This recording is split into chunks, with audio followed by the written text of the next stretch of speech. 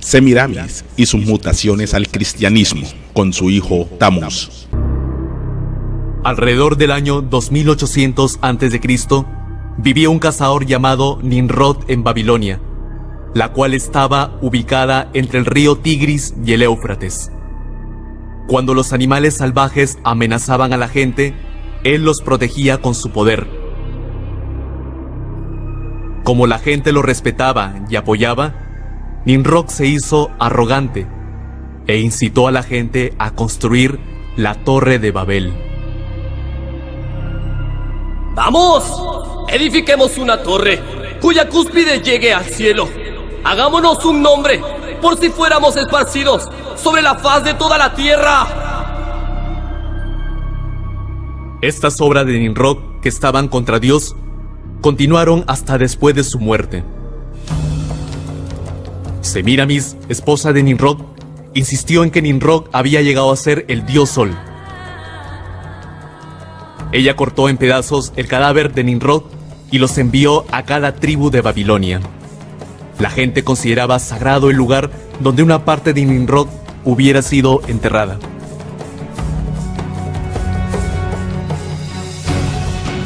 Ella también aseguró que Nimrod se había reencarnado en su hijo. El dios Sol Nimrod se encarnó como mi hijo Tamuz. El que cree y sigue a Tamuz, sigue a Nimrod. Como Semiramis gobernaba Babilonia en lugar de su joven hijo Tamuz, ella maniobraba al pueblo para que la adoraran. Los monumentos de Semiramis con su hijo Tamuz en brazos estaban puestos en toda Babilonia, junto con varias imágenes representando al dios Sol. El culto al Sol y el culto a la madre y al hijo, que era un plan ideado por Semiramis, echó raíces como una religión de Babilonia. La idolatría que provenía de Babilonia se expandió a muchos países después de la caída de la Torre de Babel. Esto sucedió cuando los babilonios, que estaban esparcidos por todo el mundo, llevaron la adoración del dios Sol y la adoración de la madre y su hijo. El culto al Sol y el culto a la madre y su hijo fueron asimilados por las culturas y religiones de muchos países, adoptando varias formas y nombres.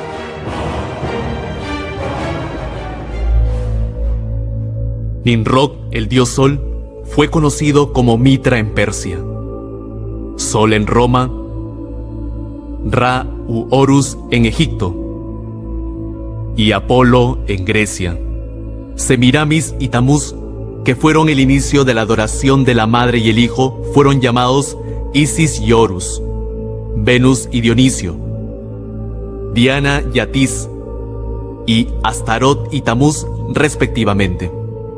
Además, la imagen de la diosa sosteniendo un bebé en sus brazos fue venerada en muchos países del mundo.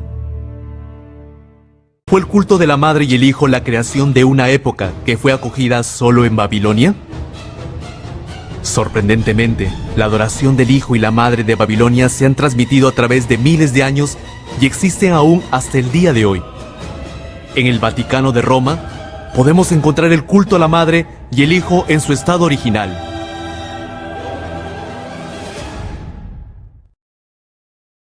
Ahora reforcemos más la historia y miremos más de Nimrod y Semiramis. Noé tenía un hijo llamado Cam. Cuando Cam lo vio durmiendo embriagado y desnudo, empezó a reírse de su padre, y corrió a contárselo a sus otros dos hermanos, Sem y Jafet. Cuando Noé supo lo sucedido, maldijo a su hijo Cam, sus descendientes, y toda la generación tras él se volvió maldita. Cam, el maldito, se casó con Semiramis. Cam y Semiramis generaron un hijo llamado Nimrod. Nimrod mató a su propio padre Cam. Y ahora viene lo más absurdo. Nimrod se casó con su propia madre, Semiramis. El tío de Nimrod, que tenía el nombre de Sem, lo mató. Su madre y esposa Semiramis esparció la mentira de que Nimrod no había muerto, sino que se había ido al cielo y se había transformado en el dios Sol. Semiramis se embarazó y decía que era un regalo de los dioses, que era la reencarnación de Nimrod, pero en realidad era fruto de una traición, pues su marido e hijo ya estaba muerto. Entonces nació Tamuz, el día 25 de diciembre, y fue considerado como un dios, el dios Sol de los egipcios, babilónicos, griegos, persas, romanos y hoy de las SS, sociedades secretas. Tamuz murió durante una caza, probablemente por causa de un animal salvaje, y su cuerpo cayó sobre un tronco de árbol podrido. Su madre decía que de este tronco había nacido un pino todos los años. El 25 de diciembre era común que las personas llevaran un pino al interior de sus casas y lo decoraran con oro y plata, como símbolo de renacimiento de Tamuz. Las sacerdotisas ayunaron y lloraron durante 40 días y 40 noches la muerte de Tamuz al pie del pino, y al final de ese período, ellas agradecieron unas a otras haciendo intercambio de regalos, los cuales eran depositados a los pies de ese pino. Todos los años, el 25 de diciembre, era conmemorada la Navidad, nacimiento de Tamuz.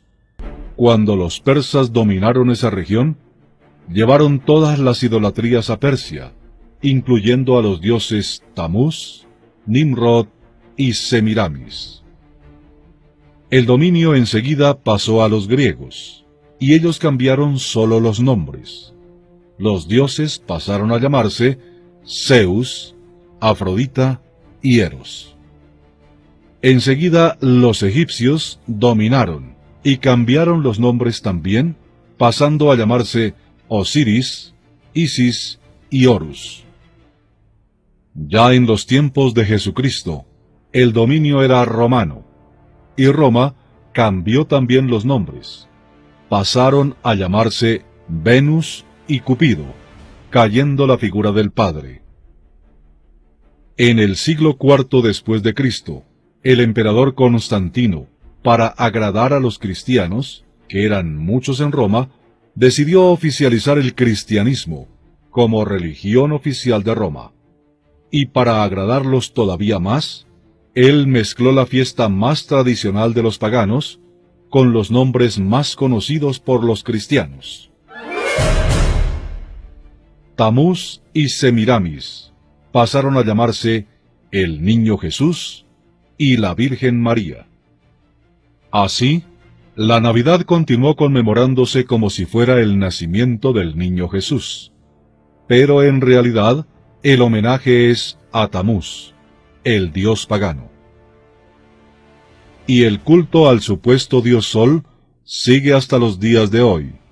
Se pone un pino en las casas todos los 25 de diciembre, adornado con globos que representa la muerte y el supuesto nacimiento del dios Sol, que en realidad es Tamuz.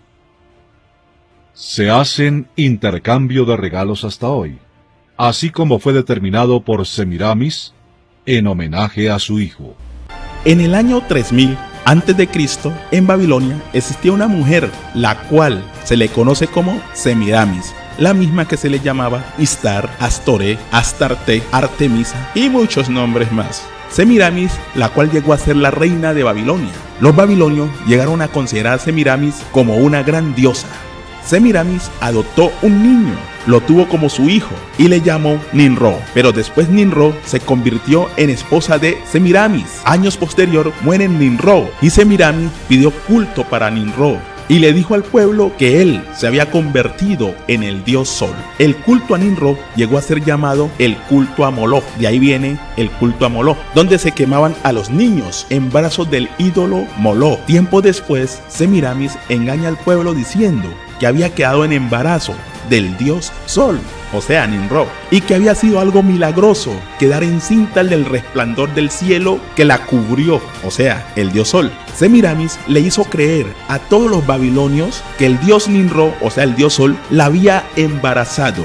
Ella dejó correr la voz de que el bebé no tenía un padre humano, sino algo espiritual vino y la concibió, que había sido algo milagroso y que la luz del gran dios Sol la había preñado. Semiramis, ella aseguró que su hijo Tamuz había nacido de forma milagrosa, reclamando que era la reencarnación del Ninrod, el dios Sol.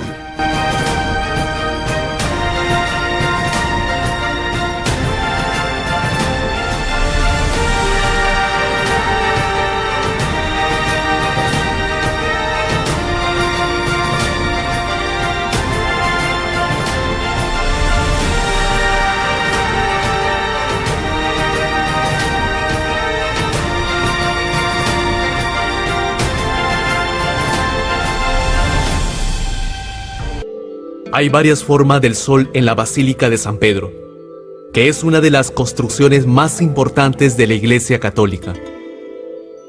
La aureola está alrededor de la cabeza de la estatua de Pedro, y la imagen del sol está inscrita sobre su cabeza, incluyendo la imagen del sol destellante con oro en el centro de la basílica.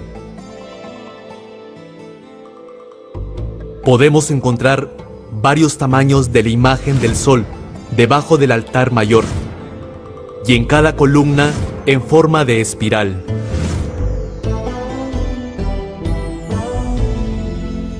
Incluso la cruz sobre el altar y los utensilios usados para la comunión y la vestimenta del sacerdote tienen las imágenes del sol.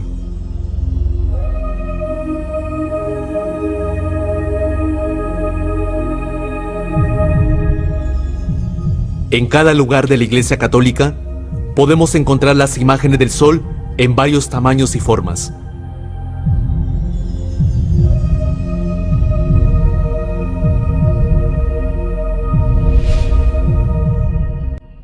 Entre varias formas del sol en la Iglesia Católica, algunas tienen la figura de una paloma dentro de ella.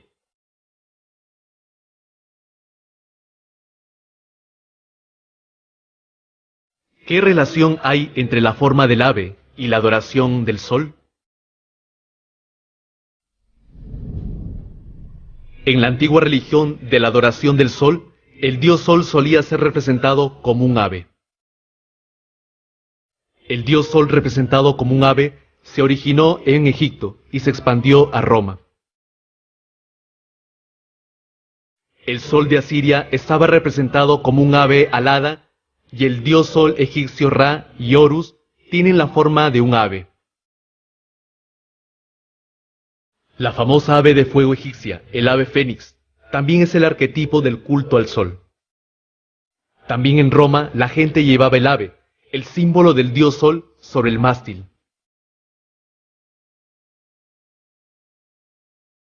Entonces, ¿por qué el altar mayor en la Basílica de San Pedro tiene la imagen del sol con un ave dentro? La Iglesia Católica insiste en que el ave en la imagen solar es el Espíritu Santo. Pero esto es simplemente una excusa.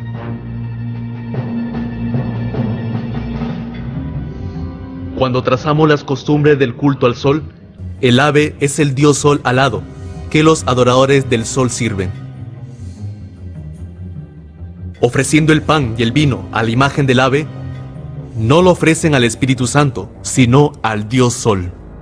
Después de conocer estos datos históricos de Semiramis y Ninrod y su hijo Tamuz, podemos notar cómo la adoración falsa de la madre y el hijo se extiende por muchas culturas en el mundo, hasta llegar a Grecia y a Roma. La adoración de la madre y el hijo de Babilonia sigue hasta nuestros días en el cristianismo apóstata, donde los dioses engendran hijos inmortales, y de esas relaciones salen otros dioses. podemos notar que en el cristianismo apóstata vemos que la tercera persona de la Trinidad engendra a un niño. Este relato es muy similar al nacimiento de Tamuz, que sería la reencarnación de Nimrod, el dios Sol. Ahora miremos cómo en la mitología griega los dioses engendran hijos.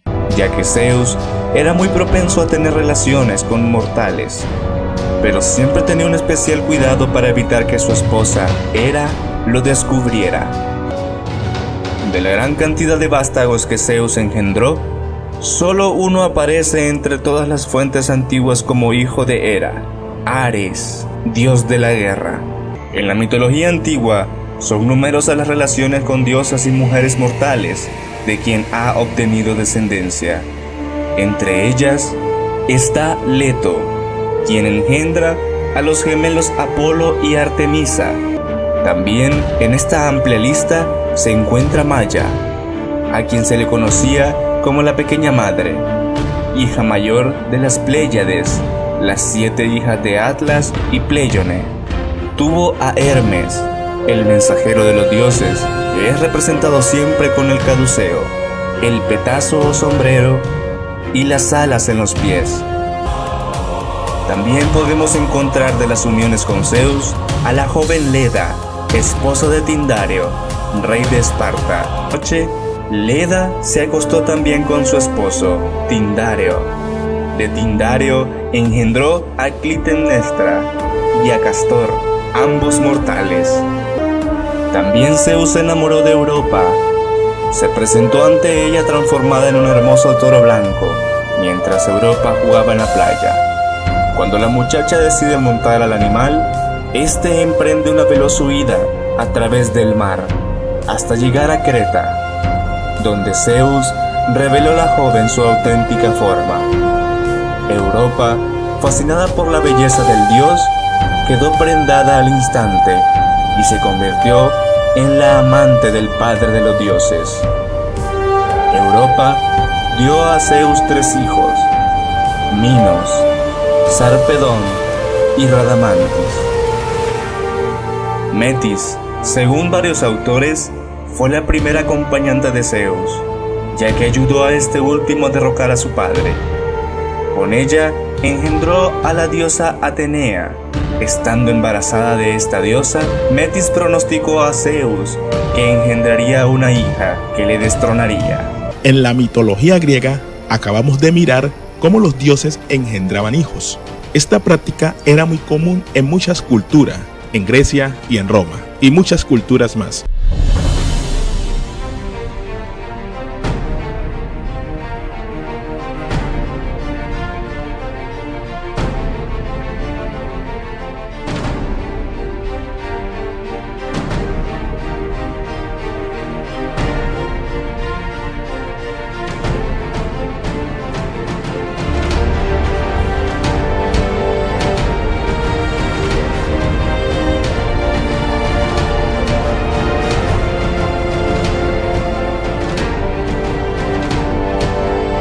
La religión cristiana tiene su origen en Roma, su fundador, el emperador romano Constantino, fundando una de las más grandes religiones del mundo, el cristianismo, cuya cabeza principal es el papado. De esta religión romana se desprenden muchas más religiones en el mundo, como la Iglesia Católica Ortodoxa, y está en muchos países del mundo, en Grecia y en Rusia y en países vecinos.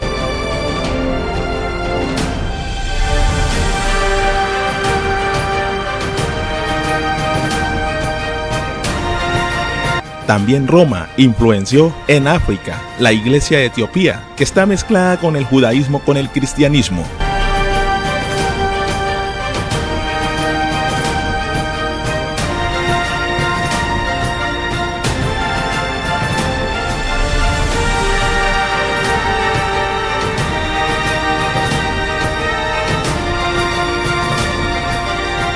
De la Iglesia Católica Romana nace la Iglesia Protestante, con su líder Martín Lutero.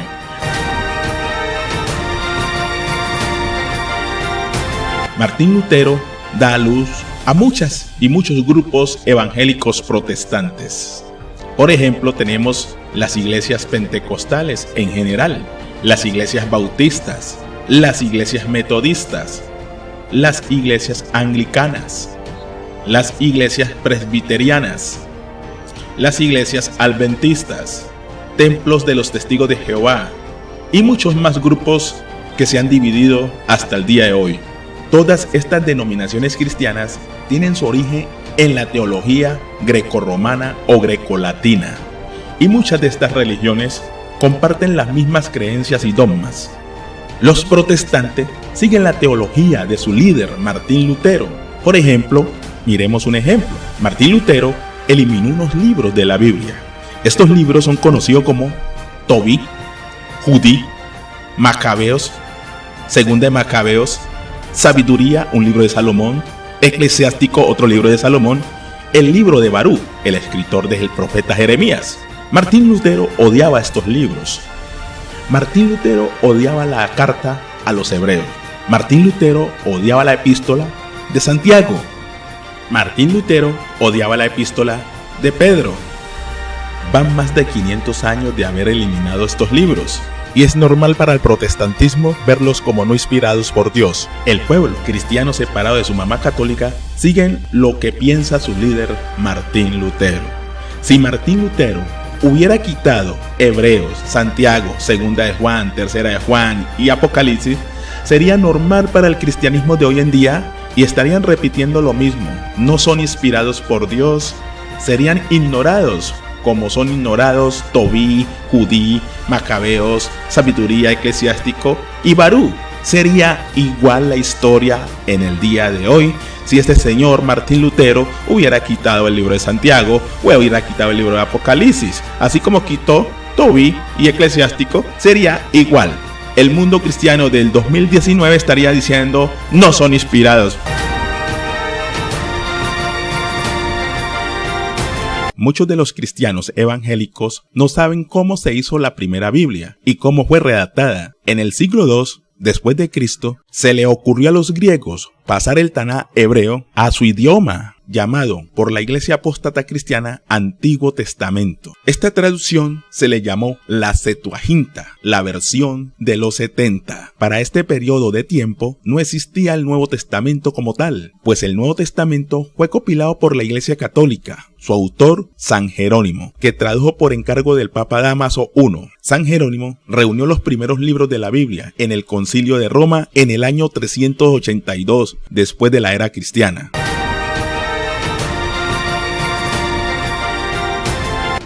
Después que San Jerónimo hace la Biblia, la Vulgata Latina. De esta traducción se desprenden muchas más. Miremos un poquito los libros que tiene la Biblia Católica. La Biblia Católica tiene un total de 73 libros. Y la Biblia Protestante tiene un total de 66 libros. Desde que la Biblia Septuaginta fue hecha en griego, después fue hecha la Vulgata Latina por el San Jerónimo de Estridón. Desde ahí para allá, todas las Biblias vienen helenizadas, vienen corrompidas y vienen manipuladas. De igual manera, ya sea la Biblia Católica Romana o la Biblia Católica Protestante, todas vienen de su autor, San Jerónimo, de la Vulgata Latina. Y estas traducciones de hace muchos siglos están helenizadas. Para poder entender esta frase helenización, voy a ir al siglo II y antes del siglo II. Definamos primero el término helenización. La helenización es la extensión de las civilizaciones griegas, de influenciar a otros pueblos con la cultura griega. Es mezclar un pueblo con costumbres de otros pueblos, en ámbito político, cultural, religioso. Por ejemplo, la reina Cleopatra de Egipto casándose con Marco Antonio de Roma. Estas alianzas llevaban a unir a dos pueblos en lo social, en lo político y en su religión. Ahora miremos cómo se mezcla las escrituras hebreas con la civilización griega. En el siglo II, los griegos hicieron una traducción de la Biblia hebrea. Esta traducción es conocida como la Septuaginta o la versión de los 70. Esta traducción Septuaginta, conocida y hecha por 70 autores, estos 70 autores helenizaron las escrituras al griego.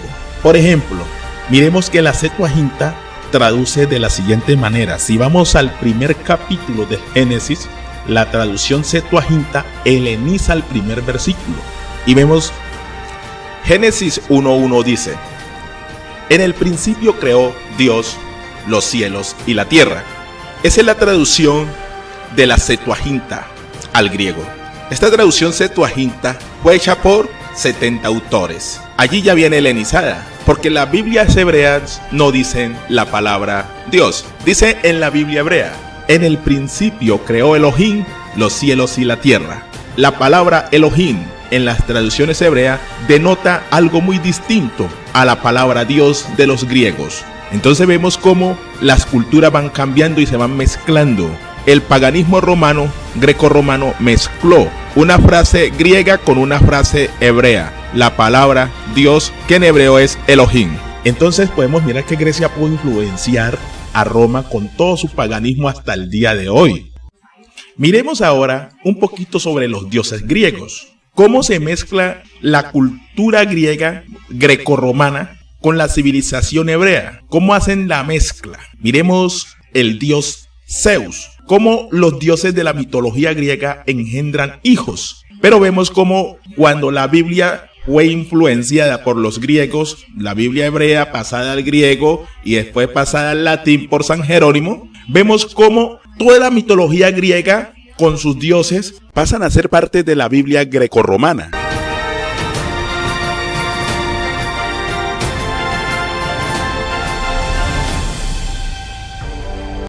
Vemos aquí como en Hechos capítulo 9 iniciamos con un relato de una tercera persona. Dice: mas yendo por el camino aconteció que llegar cerca de Damasco, repentinamente le rodeó un resplandor de luz del cielo.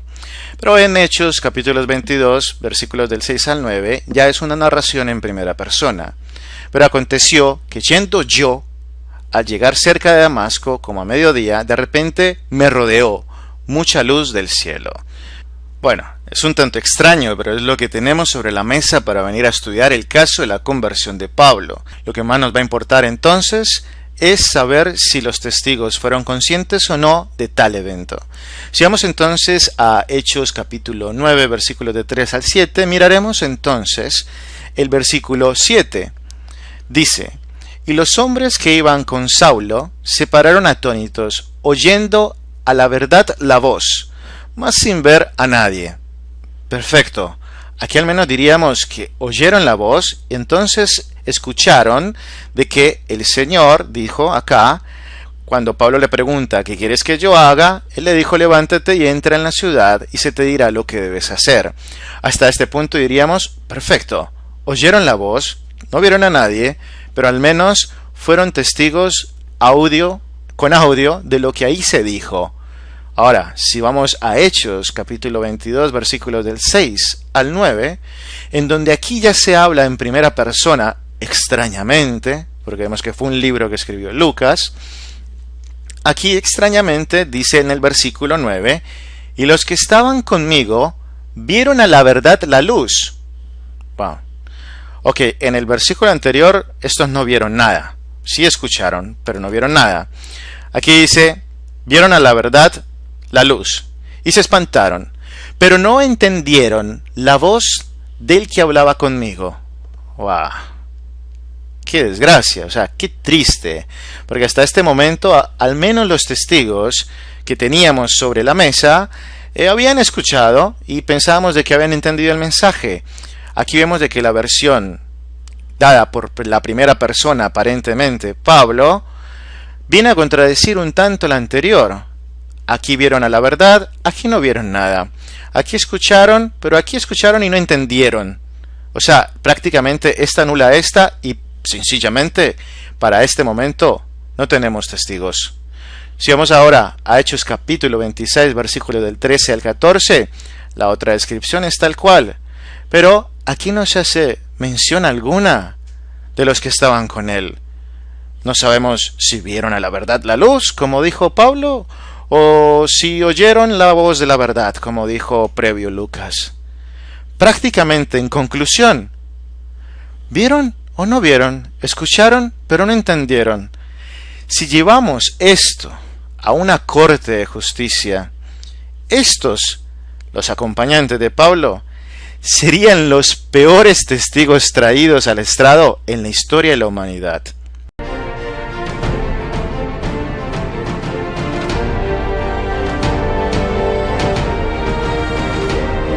Pero vemos como cuando la Biblia fue influenciada por los griegos, la Biblia hebrea pasada al griego y después pasada al latín por San Jerónimo, vemos como toda la mitología griega con sus dioses pasan a ser parte de la Biblia grecorromana.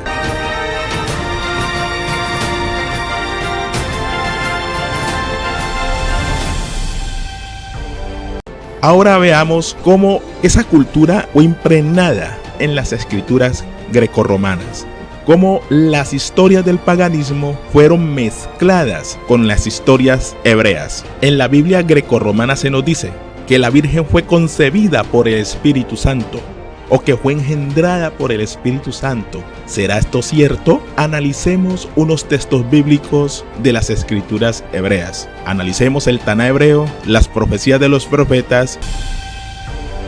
En la Biblia grecorromana se nos dice que la Virgen fue concebida por el Espíritu Santo o que fue engendrada por el Espíritu Santo. ¿Será esto cierto? Analicemos unos textos bíblicos de las escrituras hebreas. Analicemos el Taná hebreo, las profecías de los profetas y miremos la incoherencia que hay en los mismos registros de los evangelios bíblicos.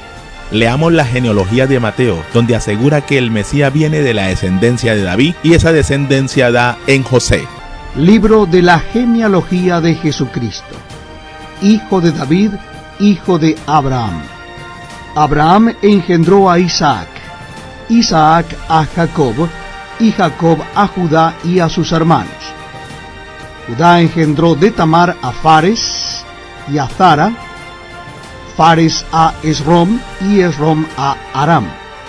Aram engendró a Aminadab, Aminadab a Naasón y Naasón a Salmón. Salmón engendró de Rahab a Booz, Booz engendró de Ruth a Obed y Obed a Isaí. Isaí engendró al rey David y el rey David engendró a Salomón, de la que fue mujer de Urías. Salomón engendró a Roboam, Roboam a Abías y Abías a Asa. Asa engendró a Josafat, Josafat a Joram y Joram a Usías. Usías engendró a Jotam, Jotam a Acaz y Acaz a Ezequías. Ezequías engendró a Manasés, Manasés a Amón y Amón a Josías. Josías engendró a Jeconías y a sus hermanos en el tiempo de la deportación a Babilonia. Después de la deportación a Babilonia, Jeconías engendró a Salatiel y Salatiel a Zorobabel. Zorobabel engendró a Abiud, Abiud a Eliakim y Eliakim a Azor. Azor engendró a Sadoc, Sadoc a Akim y Akim a Eliud. Eliud engendró a Eleazar, Eleazar a Matán, Matán a Jacob, y Jacob engendró a José, marido de María, de la cual nació Jesús, llamado el Cristo. Bueno, ahí estamos mirando que la genealogía del Mesías siempre va a dar en que el Padre es José, no la tercera persona de la Trinidad, el Dios llamado Espíritu Santo. Miremos textos bíblicos donde aseguran que José es el papá del Mesías Yeshua, mal traducido Jesús. El que cree en mí, como ha dicho las Escrituras, de lo más profundo de su ser brotarán ríos de agua viva. Pero él decía esto del Espíritu, que los que habían creído en él habían de recibir, porque el Espíritu no había sido dado todavía, pues Jesús aún no había sido glorificado. Entonces algunos de la multitud, cuando oyeron estas palabras, decían: verdaderamente este es el profeta. Otros decían: este es el Cristo. Pero otros decían: ¿acaso el Cristo ha de venir de Galilea? ¿No ha dicho las Escrituras que el Cristo viene de la descendencia de David y de Belén, la aldea de donde era David? Miremos otro pasaje bíblico, Romanos 1, del 1 al 4.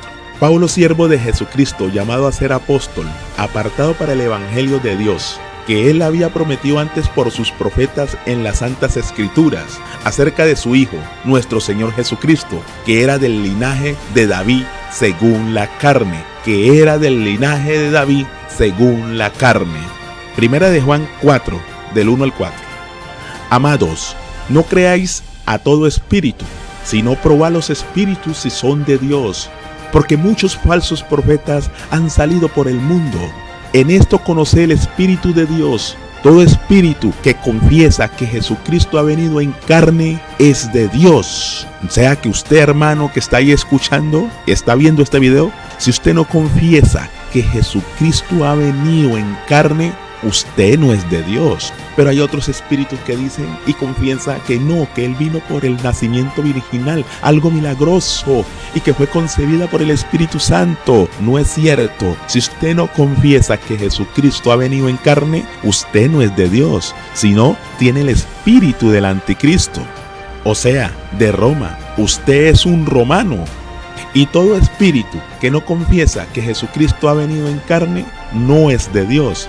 Y este es el espíritu del anticristo, el cual vosotros habéis oído que viene y que ahora está en el mundo. El espíritu del anticristo está operando en este mismo instante en el mundo.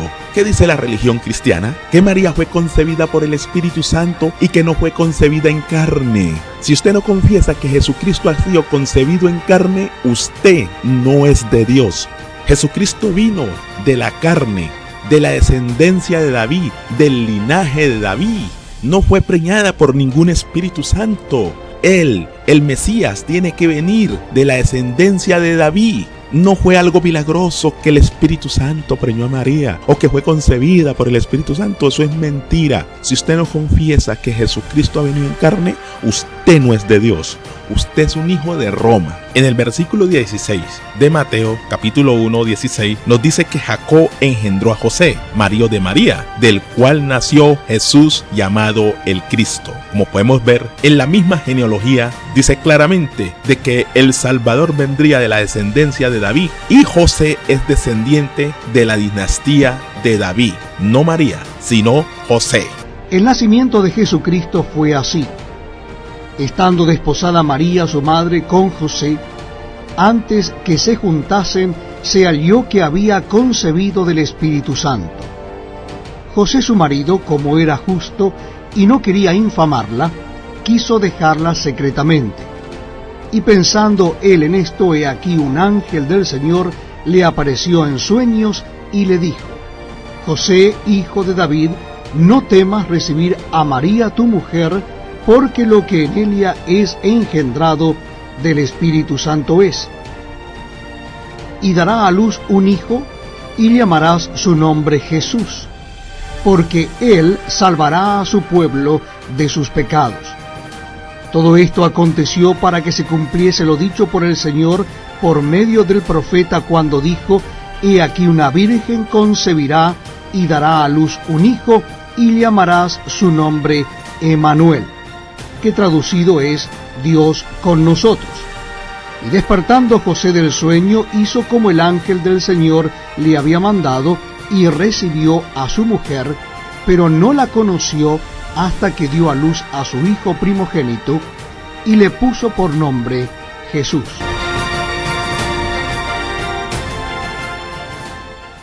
De igual manera estamos viendo en Mateo 1:18 que dice que el nacimiento del Mesías Jesucristo fue así. Dice que estando desposada María, su madre, con José, antes de que se juntasen, se halló que había sido concebida por el Espíritu Santo. Este relato de este versículo es totalmente falso, porque es la misma historia de Semiramis de Babilonia. Y como vemos que el Nuevo Testamento fue hecho por la Iglesia Católica, su autor San Jerónimo, en latín, copiando del griego. Ya vimos cómo Roma helenizó las escrituras hebreas al griego y pasándolas al latín. Por eso el nacimiento virginal de María es totalmente la misma historia de Semiramis de Babilonia. Miremos Mateo 1:22. Dice lo siguiente: Todo esto aconteció para que se cumpliese lo dicho por el profeta cuando dijo: He aquí, una virgen concebirá y dará a luz un hijo y llamará su nombre Emanuel, que traducido es Dios con nosotros. Estamos viendo que en este pasaje está reforzado, ¿no? Porque el mismo autor San Jerónimo, la misma Iglesia Católica, está buscando cómo enlazar los textos del profeta Isaías con la historia de Semiramis y el nuevo nacimiento virginal de María. Y meten a Isaías, o sea, van a Isaías, y cuando vamos a Isaías nos llevamos una gran sorpresa. Mateo 1:18 nada tiene que ver con Isaías. Isaías nos dice que vendría Emanuel, pero no se refiere al niño Jesús como le llaman por acá, que dice que fue engendrado por el Espíritu Santo, que fue concebido por el Espíritu Santo. Esto es totalmente falso. Ahora analizaremos más un poquito ese tema. Y además al Mesías Yeshua o Jesús nunca se le llamó Emanuel. Muchos cristianos piensan que porque en la profecía de Isaías dice Emanuel, que es traducido Dios con nosotros, significa que el Mesías es Dios. Pues esa profecía, aunque algunos la apliquen al Mesías, no se refiere al Mesías, se refiere al hijo de Isaías, Emanuel. Y Emanuel significa Dios con nosotros. ¿Quiere decir que el hijo de Isaías es Dios? Pues miremos otros nombres que significan lo mismo, que traducen. Podemos mirar, por ejemplo, al profeta Joel. Joel significa Jehová es Dios. Miqueas significa quien es como Dios. Y Josué significa Dios es salvación. Entonces, eso no quiere decir que porque algún nombre lleve el término Dios, la persona sea Dios. Joel significa Jehová es Dios. Y Joel no es Dios. Miqueas significa quien es como Dios. Pero Miqueas no es Dios. Entonces, Emanuel significa Dios con nosotros. Pero Emanuel es un niño que nació en el tiempo de Isaías. Y no era Dios, aunque lleve el nombre Elohim, Dios. A continuación leeremos capítulo 7 del libro del profeta Isaías y también leeremos algunos versículos del 8. Habló también Jehová a Acaz diciendo: Pide para ti señal de Jehová tu Dios, demandándola ya sea de abajo en lo profundo o de arriba en lo alto. Y respondió Acaz: No pediré y no tentaré a Jehová. Dijo entonces Isaías: Oíd ahora, casa de David. ¿Os es poco el ser molestos a los hombres, sino que también lo seáis a mi Dios? Por tanto, el Señor mismo os dará señal. He aquí que la Virgen concebirá y dará a luz un hijo, y llamará su nombre Emanuel. Comerá mantequilla y miel, hasta que sepa desechar lo malo y escoger lo bueno. Porque antes que el niño sepa desechar lo malo y escoger lo bueno,